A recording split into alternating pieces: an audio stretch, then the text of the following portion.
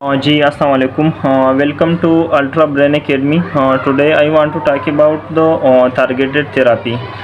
पिछले वीडियो में मैंने anti neoplastic pharmacology third semester का स्टार्टिंग लिया था। तो आज जो एंटी न्यूप्लास्टिक ड्रग का पार्ट बी है, ठीक है। आज मैं एक्सप्लेन करता हूँ कि what is targeted therapy. Targeted therapy होता क्या है, इसका मैकेनिज़्म ऑफ एक्शन क्या है और ये हम क्यों मरीज़ को देते हैं। तो मैं ज़्यादा डीपली नहीं पढ़ाता हूँ क्योंकि बहुत से स्टूडेंट का इंटरेस्ट नहीं है डीपली। तो मैं जस्ट फोकस करता हूँ पीपीटी पे के पीपीटी के अंदर जो भी चीज़ें मैं वो एक्सप्लेन करता हूँ, ठीक है। तो सबसे पहले टारगेटेड थेरापी का मैकेनिज़्म ऑफ एक्शन याद करना कि टारगेटेड थेरापी का मैकेनिज़्म ऑफ एक्शन क्या है। तो सबसे पहले इसकी ओवरव्यू से पहले मैं आप लोगों को मैंने पिछले वीडियो में मैंने पढ़ा था कि एंटी न्यूप्लास्टिक ड्रग का कैटेगरी जो होता है, तीन टाइप कैटेगरी होता है। पहला जो होता है हमारे पास साइटोटॉक्सिक कैटेगरी होता है। साइटोटॉक्सिक ड्रग है। साइटोटॉक्सिक ड्रग मैंने बताया था कि जिसमें अल्काइलेटिंग एजेंट आती है, ठीक है, जिसमें जितने भी ड्रग है, एंटी मेटाबोलाइट ड्रग आती है, 2' ड्रग है, ये सारे हमारे पास क्या है, ये साइटोटॉक्सिक ड्रग है। साइटोटॉक्सिक ड्रग या कीमोथेरापी है। इसका मैकेनिज़्म मैंने ओवरऑल बताया था आपको कि ये हमारी बॉडी में जितने भी जो रैपिडली सेल डिवाइडिंग होता है वो क्या करता है, वो किल करता है। और दूसरा कैटेगरी मैंने बताया था कि दूसरा कैटेगरी हार्मोनल थेरापी है। हार्मोनल का मतलब ये कि हार्मोन से रिलेटेड जो कैंसर होती है, जैसे कि ब्रेस्ट कैंसर है, ठीक है, और प्रोस्टेट कैंसर है, तो ये हार्मोन की वजह से होता है। तो इस पे हम क्या करता है, हार्मोन का रिसेप्टर हम ब्लॉक करता है। हार्मोन हम क्या करता है, वो जो सेल को ग्रोथ देता है वो हम क्या करता है, वो हम ब्लॉक करता है। तीसरा कैटेगरी याद करना है कि तीसरा कैटेगरी हमारे पास क्या है, टारगेटेड थेरापी है। तो टारगेटेड थेरापी और हार्मोनल थेरापी और साइटोटॉक्सिक थेरापी से ये क्या है, इसका मैकेनिज़्म ऑफ एक्शन क्या है, इन सब से अलग है। टारगेटेड थेरापी का मैकेनिज़्म ऑफ एक्शन क्या है, तो ये हमारे पास क्या करता है, blocking cell surface receptor EGFR और HER2। टारगेटेड थेरापी का मैकेनिज़्म ऑफ एक्शन ये है कि ये क्या करता है, सेल के सरफेस पे जो रिसेप्टर होता है, जिन सेल को कैंसर है, उन कैंसर सेल के ऊपर जो रिसेप्टर होता है वो हम क्या करता है, वो हम ब्लॉक करता है। टारगेटेड थेरापी जो होता है वो ये ओनली काम करता है कैंसर सेल के ऊपर काम करता है, बाकी जो हेल्थी सेल होता है उन पे काम नहीं करता है। मैंने बताया था कि साइटोटॉक्सिक मैंने जो बताया था, अल्काइलेटिंग है, एंटी मेटाबोलाइट है, जितने भी ड्रग है, 2'1, 2'2, वो क्या करता है, हमारी बॉडी में जो रैपिडली सेल डिवाइडिंग होता है, जो कैंसर सेल है और इनके साथ हमारी बॉडी का हेल्थी सेल है, जैसे कि बोन सेल है, बोन मेरो सेल है, ठीक है, फॉलिकल है, उनका रैपिडली डिवाइडिंग होता है, तो वो क्या करता है, हेल्थी सेल भी किल करता है। लेकिन टारगेटेड थेरापी में ये होता है कि टारगेटेड थेरापी ओनली एक करता है, ओनली केयर करता है सेल, कैंसर सेल पे काम करता है, ठीक है। तो कैंसर सेल के ऊपर जो रिसेप्टर होता है, जैसे कि EGFR और HER2, ये क्या करता है, ये ब्लॉक करता है। तो इसकी वजह से कैंसर का ग्रोथ नहीं होता है। जब उनका ग्रोथ नहीं होता तो इसकी वजह से कैंसर सेल क्या होता है, वो डेथ हो जाती है। दूसरा हमारे पास inhibiting intracellular signal, example tyrosine kinase. इसके साथ दूसरा टायरोसिन काइनेज एक एंजाइम होता है, ये सेल के अंदर होता है, कैंसर सेल के अंदर होता है ये एंजाइम। ये क्या करता है, ये सेल के ग्रोथ में हेल्प करता है। जब भी हम ब्लॉक करता है टारगेटेड थेरापी के थ्रू, तो इसकी वजह से सेल का ग्रोथ नहीं होता है, उसका डिवीजन नहीं होता है। जब उसका डिवीजन नहीं होता तो सेल क्या होता है, वो डेथ हो जाती है। Inducing apoptosis programming cell death. तीसरा टारगेटेड थेरापी का मैकेनिज्म ऑफ एक्शन ये कि एपोप्टोसिस इंड्यूस करवाता है। कैंसर सेल में एपोप्टोसिस नहीं होता है, जो प्रोग्राम सेल डेथ होता है, जो पुराने सेल डेथ हो जाती है और नया बनता है। तो टारगेटेड थेरापी के थ्रू हम क्या करता है, कैंसर सेल में प्रोग्रामिंग सेल डेथ किंग का जो मैकेनिज़्म होता है एपोप्टोसिस, वो हम क्या करता है, वो हम इंड्यूस करता है। पहला मैकेनिज़्म सेल सरफेस रिसेप्टर हम ब्लॉक करता है, जैसे कि EGFR है और HER2 है। EGFR जो होता है हमारे पास काम में होती है, ये हमारे पास लंग में होता है। HER2 जो होता है हमारे पास ब्रेस्ट कैंसर में होता है, ब्रेस्ट कैंसर में जो सेल होता है उनके ऊपर होता है, ठीक है। दूसरा मैंने बताया था कि इंट्रासेलुलर सिग्नलिंग एंजाइम जो होता है, जैसे कि टायरोसिन काइनेज, वो ब्लॉक करता है। तीसरा क्या करता है, ये एपोप्टोसिस को इंड्यूस करवाता है। चौथा हमारे पास ब्लॉकिंग एंजियोजेनेसिस। हाँ, सबसे पहले एंजियोजेनेसिस याद करना कि एंजियोजेनेसिस होता क्या है। तो जिस जगह में कैंसर हो जाती है या ट्यूमर बन जाती है, तो कैंसर सेल या ट्यूमर जिस जगह में होता है तो उनके लिए क्या होना चाहिए, उनके लिए ब्लड होना चाहिए ग्रोथ के लिए, उनके लिए ऑक्सीजन, न्यूट्रिएंट। तो ये चीज़ें कैंसर सेल के लिए क्या है, इम्पॉर्टेंट है उनके ग्रोथ के लिए। तो कैंसर सेल क्या करता है, वो अपने लिए क्या बनाता है, वो ब्लड वेजल बनाता है। तो टारगेटेड थेरापी क्या करता है, टारगेटेड थेरापी जो न्यू ब्लड वेजल बनता है ट्यूमर के लिए, वो क्या करता है, वो ब्लॉक करता है। जब ट्यूमर या कैंसर सेल को ब्लड नहीं मिलता है तो इसकी वजह से ट्यूमर का सेल क्या होता है, वो डेथ हो जाती है उसका। इसके बाद हमारे पास delivering target substance directly to cancer cell, antibody drug conjugate उस पर काम करता है, जिससे कि targeted specific molecule pathway in cancer cell. Cancer cell के लिए जो स्पेसिफिक पाथवे होता है, जैसे कि ग्रोथ फैक्टर रिसेप्टर है जो ग्रोथ रिसेप्टर पर काम करता है, और सिग्नलिंग प्रोटीन है जो ग्रोथ में उसका क्या करता है, हेल्प करता है कैंसर सेल में, तो क्या करता है, वो ब्लॉक करता है। एग्जाम्पल यहाँ पे मेंशन क्या है, इमाटिनेब ड्रग है। इमाटिनेब ड्रग टारगेट उसके कहाँ पे है, ये BCR और ABL, ये कहाँ पे, क्रॉनिक माइलॉइड ल्यूकीमिया में काम करता है। ये ड्रग हमारे पास इमाटिनेब का टारगेट किया है।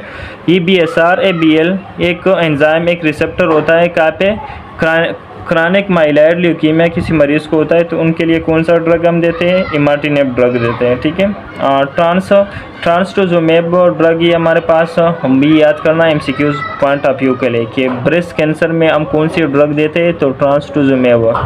ब्रेस्ट कैंसर में ये क्या करता है, ब्रेस्ट कैंसर के सेल के ऊपर रिसेप्टर होता है, HER2 रिसेप्टर होता है। HER2 रिसेप्टर का काम ये कि ब्रेस्ट कैंसर में जो डिवाइडिंग होता है, जो ग्रोथ है, उनके लिए क्या है, रिस्पॉन्सिबल है। तो ट्रांसटोजोमेब ड्रग क्या करता है, ये HER2 रिसेप्टर जो होता है वो ब्लॉक करता है। जब ये HER2 रिसेप्टर ब्लॉक करता है तो इसकी वजह से ब्रेस्ट कैंसर में क्या होता है, उसमें डिवीजन नहीं होते, उसमें ग्रोथ नहीं होता है। ठीक है, जब हम ये HER2 रिसेप्टर ब्लॉक करता है तो इसकी वजह से ब्रेस्ट कैंसर में क्या होता है, उसमें डिवीजन नहीं होते, वो क्या हो जाती है, वो किल हो जाती है। तीसरा हमारे पास एल्डोटिनेब है। एल्डोटिनेब ये याद करना कि ये क्या करता है, EGFR क्या करता है, ओ इनहिबिट करता है। EGFR मैंने बताया था कि ये कहाँ पे काम करता है, ये लंग कैंसर में। तो लंग कैंसर के लिए कौन सी ड्रग है, एल्डोटिनेब ड्रग है। ठीक है, एडवर्स इफेक्ट हमारे पास कार्डियोटॉक्सिसिटी करवाते हैं, स्किन रेशिज्म्स की वजह से आती है, और हिपेटोटॉक्सिसिटी करवाता है। ठीक है,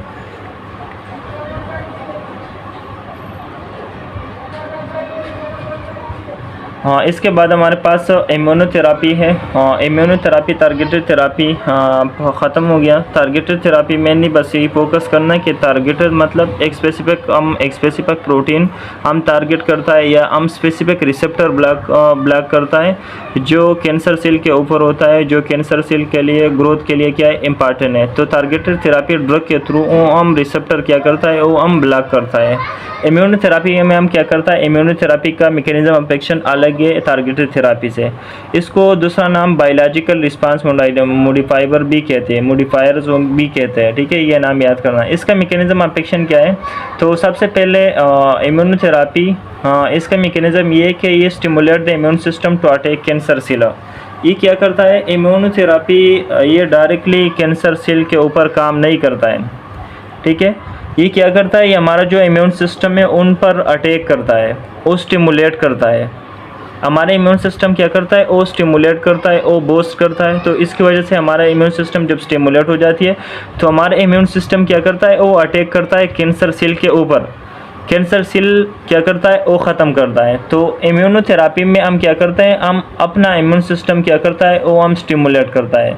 इम्यूनोथेरापी BRMS और एजेंट बायोलॉजिकल रिस्पांस मॉडिफायर और एजेंट दैट एनहांस, ये क्या करता है, एनहांस करता है, रिस्टोर और modify the body immune system क्या करता है, वो स्टोर करता है, वो मतलब वो स्टिमुलेट करता है, वो बूस्ट करता है। जब वो स्ट्रांग हो जाती है हमारा इम्यून सिस्टम तो इसकी वजह से वो क्या हो जाती है, वो पहचाना जाती है कि ये कैंसर सेल है। तो इसकी वजह से वो क्या करता है, वो डिस्ट्रॉय करता है कैंसर सेल।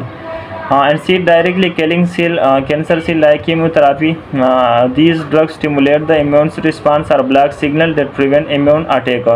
मैंने बताया था कि जैसे कि केमोथेरापी बाकी ड्रग जो होता है उसकी तरह ये काम नहीं करता है। केमोथेरापी डायरेक्टली कैंसर सेल के ऊपर काम करता है और डायरेक्टली कैंसर सेल क्या करता है, वो किल करता है।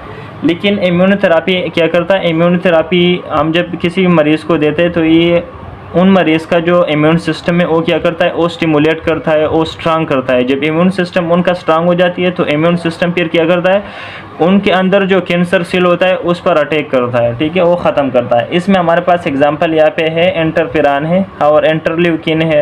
इंटरफेरॉन हमारे पास क्या है, इंटरफेरॉन वो जब ये स्टिमुलेट करता है तो इसकी वजह से क्या होता है, तो इंटरफेरॉन जो होता है ये नेचुरली हमारी बॉडी में ये बनता है, ये प्रोटीन है, ठीक है।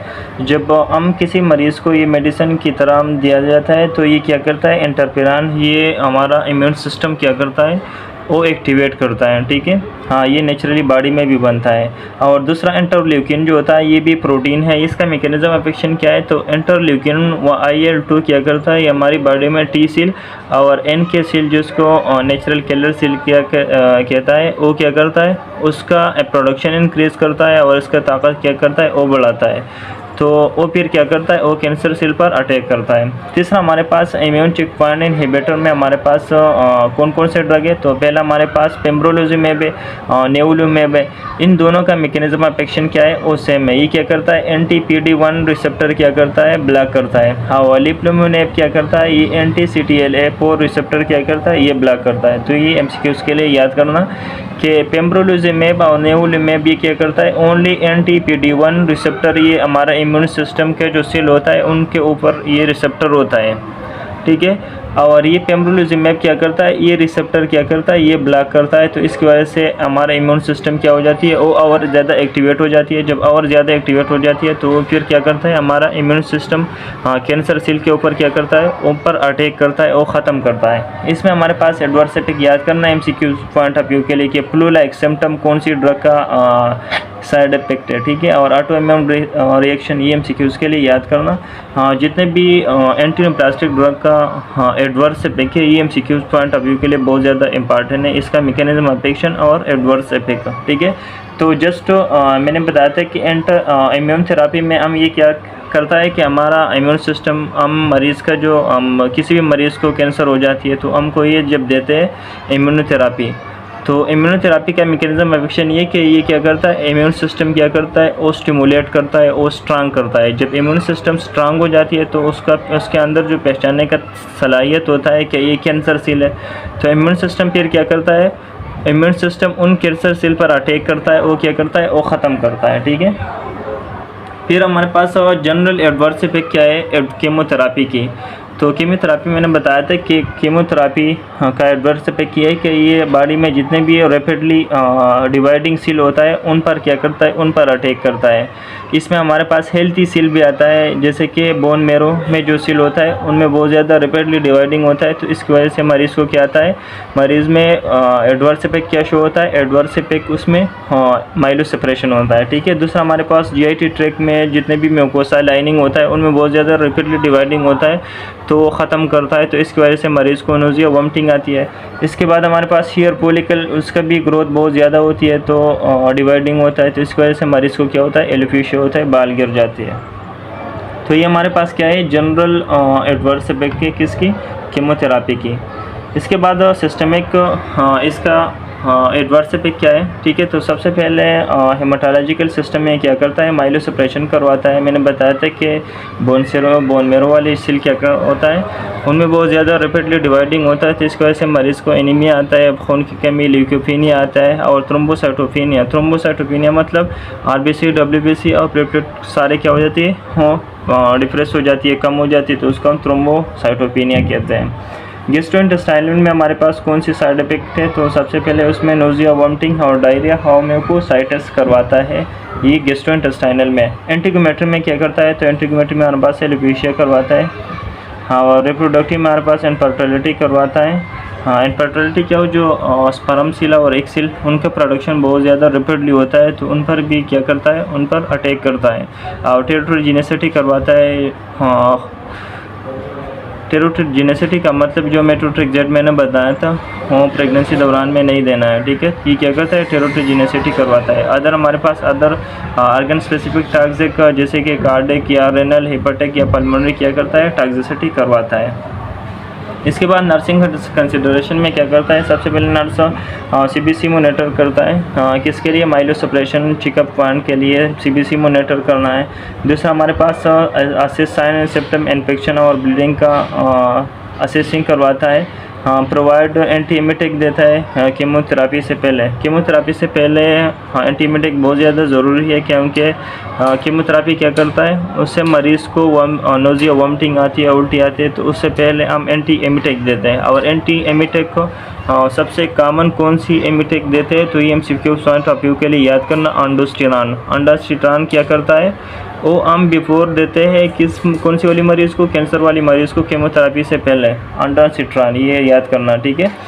इनकरेज एडिक्वेट हाइड्रेशन चेकअप करता है, educate patient on infection prevention and oral care से, ठीक है। मॉनिटर ऑर्गन फंक्शन जैसे कि हार्ट है, लीवर है, किडनी है, इसका क्या करता है, मॉनिटरिंग करवाता है। हैंडल साइटोटॉक्सिक ड्रग जैसे कि PPE, personal protective equipment, gloves लगवाना है, मास्क वगैरह, ग्लव्स, ये सारे उन ड्रग से पहले करना है, ठीक है। तो ये ख़त्म हो गया एंटी न्यूप्लास्टिक ड्रग मैंने बताया था। इसका पार्ट B मैंने ये वाली अपलोड किया था, तो पार्ट 1 मैंने पहले अपलोड किया था।